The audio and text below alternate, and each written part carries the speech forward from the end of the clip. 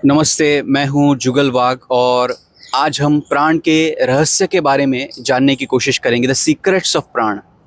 तो इस सेशन में हम समझेंगे गहराई में कि प्राण है क्या, प्राण का महत्व क्या है, किन किन तरीक़ों से हम प्राण ग्रहण करते हैं और हम ये भी सीखेंगे सबसे महत्वपूर्ण कि प्राण ग्रहण करने की जो हमारी क्षमता है हम उसको कैसे बढ़ा सकते हैं, इम्प्रूव कर सकते हैं।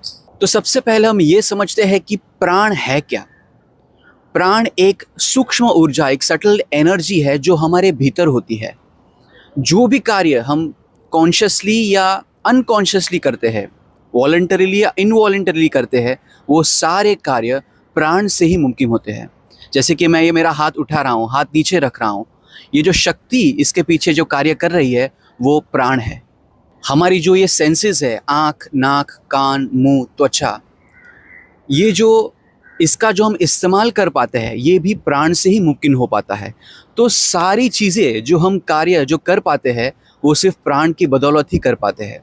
तो ये जो प्राण है या प्राण शक्ति है ये शरीर में कहाँ पर है?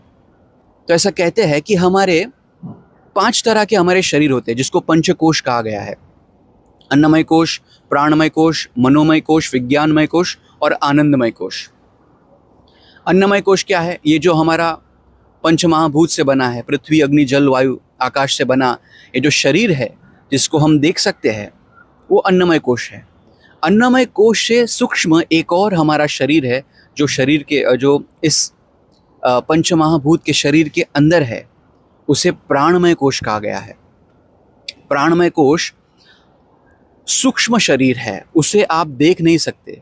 जिस तरह से हमारे इस पंचमहाभूत के शरीर में नसें होती है और उसके अंदर जो रक्त प्रवाह करता है, उसी तरह से प्राणमय कोश में भी सूक्ष्म नसें होती है जिसे नाड़ियाँ कहा जाता है, नाड़ी कहा जाता है।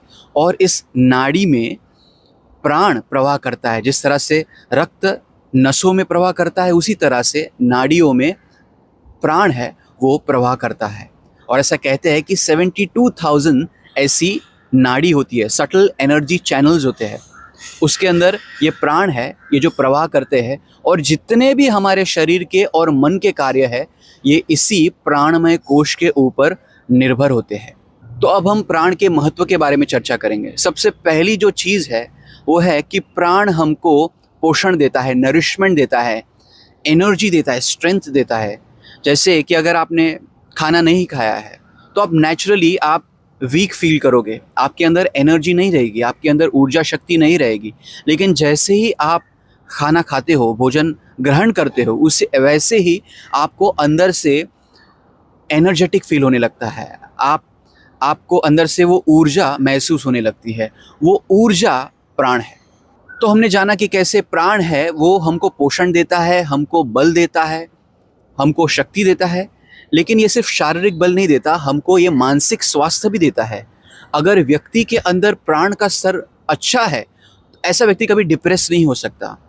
उसके अंदर ये एंजाइटी, स्ट्रेस उसको इतना परेशान नहीं कर सकते। जिस तरह से अगर कोई व्यक्ति किसी नेचुरल जगह पे जाता है जहाँ पर भरपूर पेड़ पौधे हैं और प्राण शक्ति का स्तर ऐसी जगह पे बहुत ज़्यादा होता है, जैसे ही कोई व्यक्ति ऐसी जगह पे पहुंचता है नेचुरली वो खुद के अंदर एक खुशी महसूस करता है, वो अंदर से चीयरफुल फील करने लगता है, क्योंकि वो ऐसी जगह पर आया है जहाँ पर प्राण का स्तर ज़्यादा है और उस वजह से उसके मन पर भी उसका प्रभाव पड़ रहा है। एक और चीज़ जो प्राण करता है वो हमको शारीरिक स्वास्थ्य भी देता है। जैसे कि हम बात कर रहे थे कि ये जो प्राणमय कोश होता है उसके अंदर ये जो नाड़ियाँ होती है उसके अंदर से प्राण है वो प्रवाह करता है। किसी भी रीज़न से, जैसे कि हमारे गलत खान पान, गलत रहन सहन, मेंटल स्ट्रेस, एंजाइटी, डर, ये सारी चीज़ों की वजह से कहीं पर भी इस प्राणमय कोश में एक प्राणिक ब्लॉकेज क्रिएट हो सकता है। प्राणिक ब्लॉकेज का क्या है कि कोई ऐसी जगह पर, स्पेसिफिक जगह पर जहाँ पर प्राण वो फ्रीली फ्लो नहीं हो पा रहा है, उसका प्रवाह रुक रहा है, उसको प्राणिक ब्लॉकेज कहते हैं। तो ऐसी जगह पर फिर वहाँ पर उस अंग में हमको बीमारियाँ हो सकती हैं। तो जहाँ पर प्राण की कमी है वहाँ पर बीमारियाँ है। और अगर उसी जगह पर हमने अगर प्राण का प्रवाह अगर उसको पहुंचा सकते हैं उस जगह पर, तो वहाँ पर उसको हम फिर से उस अंग को स्वस्थ कर सकते हैं, हेल्दी कर सकते हैं। तो ये प्राण का महत्व है। जैसे कि आप देखिए कि हमारे जो पैर में सबसे जो छोटा टो होता है, उसके बारे में हम दिन में कितने बार सोचते हैं? लगभग कभी नहीं सोचते। लेकिन आप सोचिए, आप चलते चलते वो छोटा सा टो है वो कहीं पर टकरा जाता है, इमीडिएटली हमारा पूरा जो ध्यान है उस छोटे टो पर हमारा केंद्रित हो जाता है, क्योंकि उस टकराने की वजह से वहाँ पर बहुत ज़्यादा हमको पेन फील हो रहा है। और ऐसा कहते हैं कि जहाँ पर भी हमारा अटेंशन जाता है वहाँ पर उस दिशा में प्राण फ्लो होता है। तो जैसे ही वहाँ पर पेन आता है, हमारा ध्यान पूरा वहाँ केंद्रित हो जाता है, और क्योंकि हमारा पूरा ध्यान वहाँ पर केंद्रित हो रहा है, इसलिए वहाँ पर एक प्राण का प्रवाह शुरू हो जाता है। और क्योंकि वहाँ पे प्राण का प्रवाह है, इमीडिएटली आप देखिए, आपको जो पेन हो रहा है, आपको जो दर्द हो रहा है, उसमें थोड़ी आपको रिलीफ मिलेगी। वो रिलीफ क्यों मिलती है? इस प्राण के प्रवाह की वजह से। तो प्राण है वो हील करता है, वो आपको स्वास्थ्य दे सकता है। तो ये भी उसका महत्व है। एक और प्राण का सबसे बड़ा महत्व ये है कि प्राण है वो हमारी जीवन शक्ति है, हमारा लाइफ फोर्स है। प्राण की वजह से ही हम जीवित हैं। जैसे आप देखिए कि हमको हिंदी में कहा गया है कि हमको प्राणी कहा गया है। प्राणी का अर्थ क्या होता है? ऐसे जीव जो प्राण पर निर्भर है या प्राण पर जीवित है, राइट। जैसे कोई व्यक्ति अगर मर जाता है तो हम कहते हैं उसके प्राण चले गए। तो इसका क्या अर्थ हुआ? इसका अर्थ ये हुआ कि व्यक्ति को तब तक मृत नहीं घोषित किया जा सकता जब तक उसके अंदर प्राण है। ऐसा हो सकता है कि आत्मा शरीर के बाहर निकल जाए, लेकिन फिर भी शरीर है वो जीवित रहता है। उस व्यक्ति को जीवित हम कह सकते हैं। लेकिन एक बार जब प्राण शरीर से बाहर निकल जाते हैं, फिर उसमें जीवन आने की कोई संभावना नहीं है। ऐसे कुछ केसेस आपने सुने होंगे जहाँ पर लोगों को आउट ऑफ बॉडी एक्सपीरियंस होते हैं।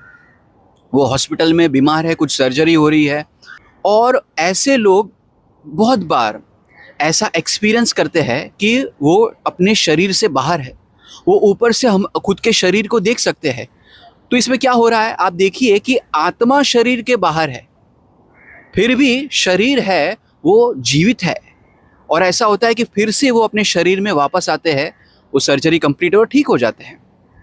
तो प्राण का ये महत्व है कि प्राण एक बार शरीर से बाहर आ गए ना, फिर वो शरीर है फिर से जीवित नहीं हो सकता। आत्मा बाहर आ सकती है और वापस जा सकती है। इसीलिए हमको प्राणी कहा गया है। और ये प्राण का महत्व है कि ये हमारी जीवन शक्ति है, ये हमको जिंदा रख रही है, ये हमको ऊर्जा दे रही है। तो ये तो हमने जाना कि प्राण का महत्व क्या है। बहुत महत्व है, प्राण पर ही हम निर्भर है। तो अब ये भी बहुत महत्वपूर्ण हो जाता है कि ये प्राण शक्ति हमारे अंदर आती कैसे है। अलग अलग तरीके कौन से हैं जिनसे हम प्राण शक्ति को हमारे अंदर ले पाते हैं। फर्स्ट एंड फॉरमोस्ट तरीका प्राण शक्ति को प्राप्त करने का है भोजन और पानी। ऐसा कहते हैं कि हमारे शरीर के अंदर 70% ऑफ प्राण शक्ति हमको हमारे भोजन और पानी से ही मिलती है। इसलिए मेरे गुरुजी तो यहाँ तक कहते हैं कि आप जो भोजन करते हो ना, वही प्राणायाम है, उससे बड़ा कोई प्राणायाम नहीं है। अगर आप ठीक भोजन करते हो, आप सही भोजन करते हो, तो आपके अंदर प्राण शक्ति का स्तर भी बहुत अच्छा रहता है। दूसरा जो सबसे महत्वपूर्ण तरीका जिससे हम प्राण को प्राप्त करते हैं वो है वायु। ऐसा कहते हैं कि प्राण है वो वायु नहीं है, इट इज़ नॉट एयर, लेकिन वायु वो रथ है जिसके ऊपर बैठकर प्राण है वो प्रवाह करता है। और इस वजह से ये जो प्राणायाम की क्रिया है इसका इतना महत्व है। तीसरा महत्वपूर्ण तरीका जिससे हम प्राण प्राप्त कर सकते हैं वो है सूर्य। सूर्य को बाह्य प्राण कहा गया है कि ब्रह्मांड का जो प्राण है वो सूर्य है, और सूर्य से भी हमको ये प्राण शक्ति या प्राण ऊर्जा मिलती है। इसलिए सूर्य नमस्कार जैसे योगिक क्रियाएं हैं जिससे आप खुद के अंदर जो प्राण शक्ति है उसको बढ़ा सकते हैं। और उसी वजह से सूर्य को हीलिंग से कनेक्ट किया गया है। आयुर्वेद कहता है कि अगर आपको स्वास्थ्य चाहिए तो आप सूर्य से खुद को कनेक्ट कीजिए, because Surya is connected to healing. जैसे कि एक बहुत बड़े सिद्ध महापुरुष हो गए जिनका नाम था स्वामी विशुद्धानंद। स्वामी विशुद्धानंद के पास सूर्य विज्ञान की तकनीक थी। तो इस सूर्य विज्ञान में क्या होता है? सूर्य विज्ञान में ये होता है कि जो सूर्य की किरणें होती है, उस किरणों के इस्तेमाल से आप कैसे अलग अलग तरीके की बीमारियों को ठीक कर सकते हो। तो स्वामी विशुद्धानंद जो थे वो इन्होंने इस विज्ञान को इसको मास्टर किया था, लेकिन अनफॉर्चुनेटली अब वो विज्ञान है वो लुप्त हो चुका है। अगला जो महत्वपूर्ण प्राण का स्तोत्र है वो है हमारे जो मंदिर है और हमारे जो मंत्र है।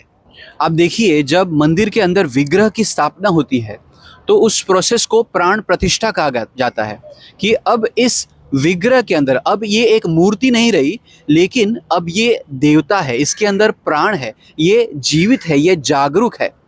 और जब मंदिर के अंदर विग्रह की प्राण प्रतिष्ठा से स्थापना हो जाती है, तब उस विग्रह के अंदर वो क्षमता आ जाती है कि वो जो श्रद्धालु वहाँ पर आ रहे हैं उसके प्राणिक स्तर को इन्फ्लुएंस कर पाए, उसको बढ़ा पाए। जैसे कि हम हमारे शरीर के अंदर नाड़ियों के बारे में बात कर रहे थे, तो ये नाड़ियाँ 72,000 है और ये शरीर के अंदर प्राणमय कोश के अंदर अलग अलग जगह पर एक दूसरे को क्रॉस करती है। तो जहाँ पर भी वो एक दूसरे को क्रॉस करती है उस जगह को चक्र कहा गया है। और बहुत सारे चक्र है हमारे शरीर के अंदर, लेकिन 7 सबसे महत्वपूर्ण चक्र है। और जब आप किसी मंदिर जाते हो, अलग अलग मंदिर के अंदर वो क्षमता होती है कि वो आपके अलग अलग इन प्राणिक चक्रों को इन्फ्लुएंस कर पाते हैं। तो ये मंदिरों का महत्व है कि वो भी हमको प्राण शक्ति दे पाते हैं।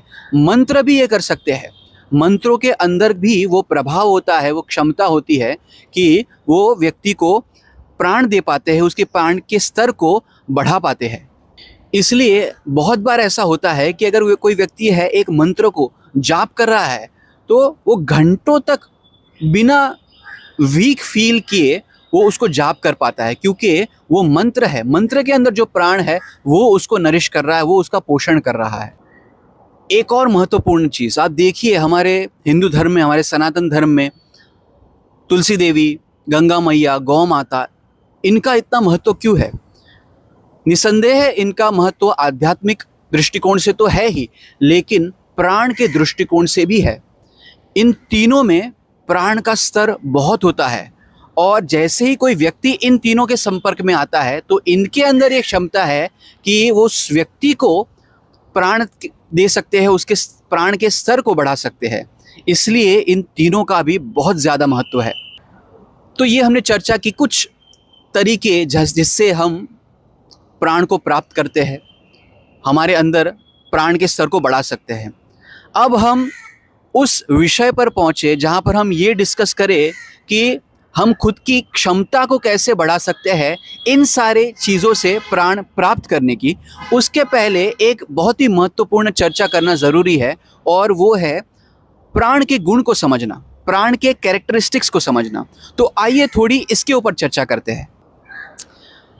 अगर आपको ये समझना है कि आप आपके प्राण को ग्रहण करने की क्षमता को कैसे बढ़ा सकते हैं, तो सिर्फ एक सबसे महत्वपूर्ण प्रिंसिपल को आप ध्यान में रखनी है, और वो प्रिंसिपल क्या है? प्राण इज फोकस, फोकस इज प्राण। प्राण इज फोकस, फोकस इज प्राण। आप जितना किसी चीज़ पर फोकस करोगे जिससे आपको प्राण मिल सकता है, उसको ध्यान से, ध्यान केंद्रित कर एक फोकस के साथ, एक अवेयरनेस, एक अटेंशन के साथ आप उस चीज़ को करते हो, उस कार्य को करते हो, तो आप उसमें से ज़्यादा प्राण ग्रहण कर सकते हो। तो ये चीज़ आपको आपके दिमाग में रखनी है। और अब इस प्रिंसिपल के हिसाब से हमने जितने भी तरीके देखे प्राण ग्रहण करने के, उसके ऊपर हम एक एक करके चर्चा करते हैं। तो हमने ये तो चर्चा की कि हम जो भोजन ग्रहण करते हैं उससे हमको प्राण शक्ति मिलती है, लेकिन अगर हम भोजन ग्रहण करते वक्त हमारा ध्यान भोजन पर नहीं किसी अन्य चीज़ पर है, तो हमको उससे उतना प्राण नहीं मिलता। जितना हम माइंडफुली ईट करेंगे, हमारा ध्यान केंद्रित रखकर हम भोजन को ग्रहण करेंगे, उससे उतना ज़्यादा हमको प्राण मिलता है। उसी तरह से जब हम मंदिर जाते हैं, हमने बात की कि मंदिर है वो एक प्राण का एक सेंटर है, एक प्राणिक सेंटर है, विग्रह है, वो हमको प्राण शक्ति दे सकते हैं। लेकिन वहाँ पर भी ये जो हमने प्रिंसिपल की बात की प्राण की, फोकस इस प्राण, प्राण इस फोकस, वो हमको काम में आ सकता है। अगर व्यक्ति मंदिर जाता है और उसका ध्यान केंद्रित नहीं है विग्रहों पर, तो उसको वहाँ से उतना प्राण नहीं मिलेगा। अगर मंदिर जाकर व्यक्ति है वो विग्रह पर ध्यान करता है, इसलिए हम क्या करते हैं, हम पहले हमारी आंख बंद कर देते हैं, हम हाथ जोड़ लेते हैं और पूरा ध्यान है वो प्रेयरफुल मूड में ले जाते हैं उस विग्रह पर, तो उतनी ही ज़्यादा हमको प्राण शक्ति मिलती है। हमको शायद ये पता नहीं चलेगा कि हमको प्राण मिल रहा है कि नहीं मिल रहा है।